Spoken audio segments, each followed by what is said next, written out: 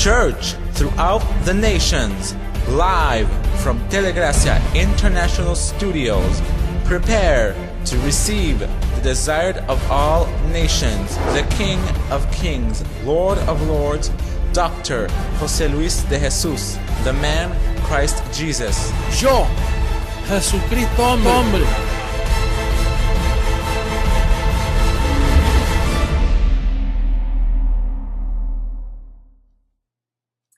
Well, today we have a topic that says the science that removes the bad conscience. The science that removes a bad conscience. Let's read first letter to Corinthians, chapter 4, verse 4. The Apostle Paul speaks of a science that he had experimented in his life, and we are in the same sequence.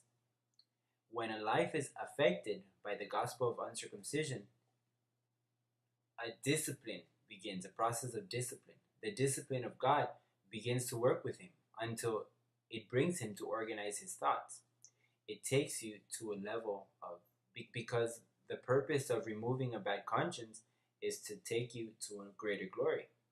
The Apostle Paul says, "For I know of nothing against myself, yet I am not justified by this, but he who judges me is the Lord." Look at what it says, "For I know of nothing against myself." Any of Paul's friends in those days would have said, "What a hypocrite. He killed Stephen and he doesn't have a bad conscience. He obligated many people to blaspheme against the name of Christ. He threatened them with death and he doesn't have bad conscience. This man is a hypocrite." But that's not the case. Paul was exposed to the science that removes the bad conscience. And this is why he says there, "For I know of nothing against myself, yet I am not justified by this." He's accepting that it's not that he doesn't have a reason to have bad conscience. It's that I've been judged by the Lord, says the verse. Let's put the verse again. Look how it says. It says, "But the one who judges me is the Lord." So when the Lord judges you with the gospel of uncircumcision, He's not judging you to hurt you. The Lord is judging you to heal you. That is the Lord's plan. That's why He died and lived. That's why He died for you. He shed blood to forgive all your sins. And then He revealed to Paul a science that was never explained. They waited until this day, until the second coming of the Lord on earth, like a thief in the night, to apply it, to heal you and to give you a clean conscience. I am that teacher who teaches the word, who gives you a clean conscience. And it's not that you're not guilty, blessed. You've misbehaved and done a lot of,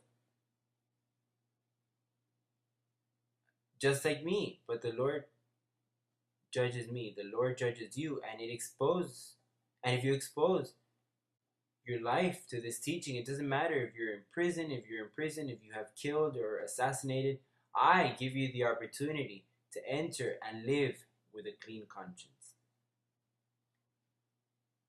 You start out fresh with a clean slate. You have the great honor of listening to the message that comes out of my mouth. It's a message that heals. Look at how Isaiah exposes it in chapter 55 of Isaiah. He explains it in such a beautiful way. It says, "Come, come, O everyone who thirsts." That is, if you're thirsty to be healed and thirst of justice, and if you want to live in a peaceful life, if you want to live in peace. How beautiful it is to see a family in peace. It's so beautiful to see a human being with a smile. This week I saw a woman so bitter her life was slipping away, and her face reflected it, because their lives are so bitter, and they do not have their thoughts organized. They speak wrong, they think wrong, they doubt, they're envious, they're suspicious, and they're in malice. How sad. But look how Isaiah says, "O everyone who thirsts, come to the waters. And you who have no money, come, buy and eat. Yes, come. Buy wine and milk without money and without price." What a parable. Let me read it completely because it's beautiful. How can you buy without money or price? That is a science that removes a bad conscience. The power of the gospel of grace, the power of the uncircumcision that is ready to heal any life, whether you have money or not. This is the power of God that makes someone happy. It doesn't matter where you are, if you have money or not, if there are bad politics, whether this is a water that is given to you freely.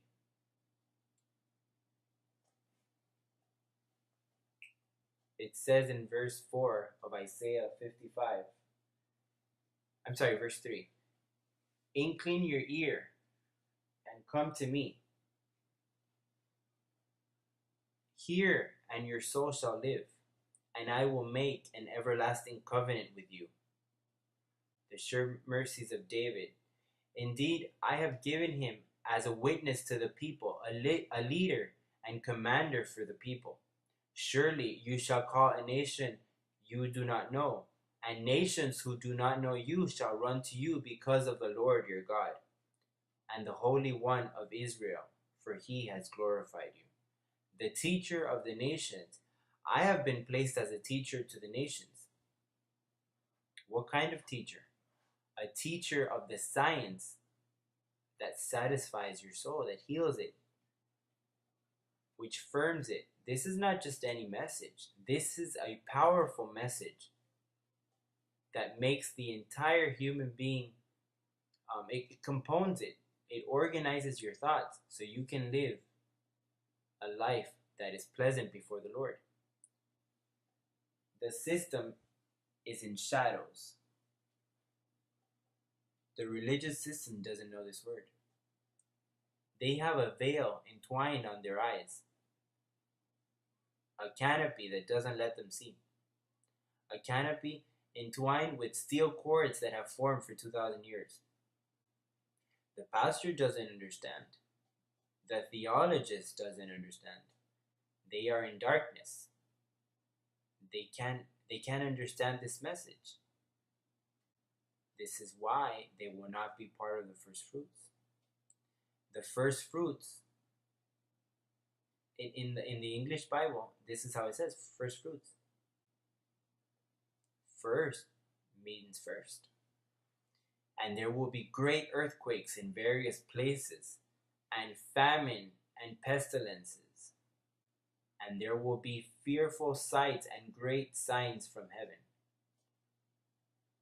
But before all these things, they will lay their hands on you and persecute you, delivering you up to the synagogues and prisons. And you will be brought before kings and rulers for my coming, for my name's sake. But it will turn out for you as an occasion for testimony. Look at what it says. A persecution is coming. But first, the persecution, before the persecution, once that persecution passes, the earthquakes will come. Before the earthquake in Haiti, I read in Isaiah where it says that the earth will be filled with corpses. And since then, the message has changed because we are in the final countdown and the transformation is coming.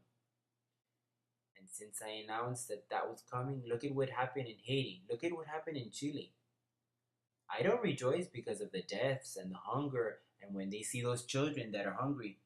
No, but I rejoice because it's being fulfilled, that God has said it.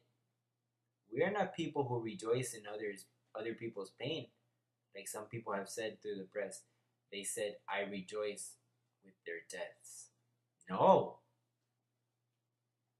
What I rejoice is in that the word of God is being fulfilled.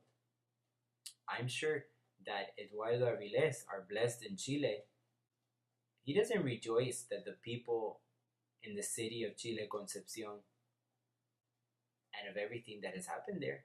But he wrote to us saying that they were firm and rejoicing in seeing that the word of the Lord is being fulfilled.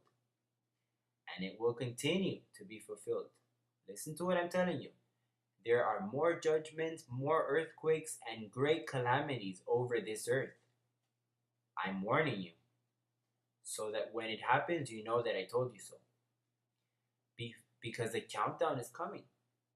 Oh, and listen, I was speaking of the firstborn, the first fruit. And you know that the first are those 144,000 that I have mentioned. But don't think that these are the only ones that will be transformed. No. There will be other fruits. Look, I watch television and I see some pastors that are quite honest, and I have family members that are Christians. They don't understand what I teach, but they will enter when they see what will happen. Millions will enter. For now, it's thousands.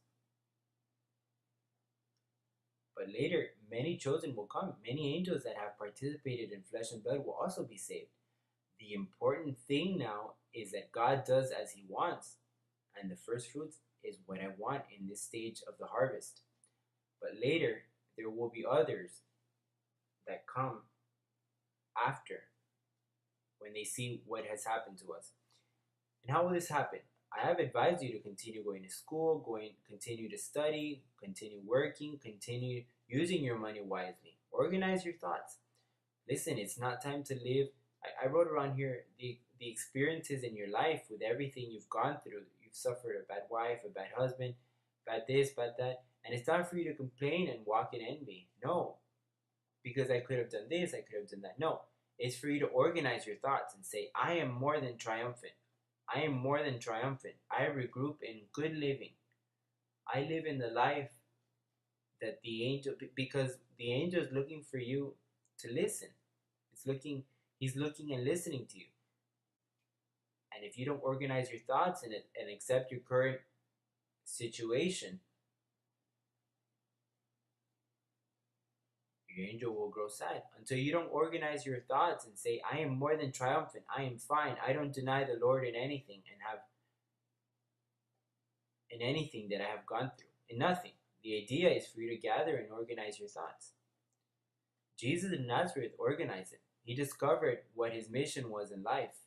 Although at a certain time he said, hey, I'm getting used to living with mom, dad, and siblings, but if this cup is to pass me, but no, I want to do your will. I have had to gather my thoughts. I was in prison, I used drugs, I've made mistakes, I've done things like that. But what am I going to do? Stay in bad conscience? No. I use the gospel to clean my life, my bad conscience, to be in good conscience, and gather my thoughts. And from now on, I will not the lame fall out of the way, to walk in alignment with the purpose for which I was called. And the angel will look in your life. Blessed. Listen to me. I am speaking with my sheep, my beloved church.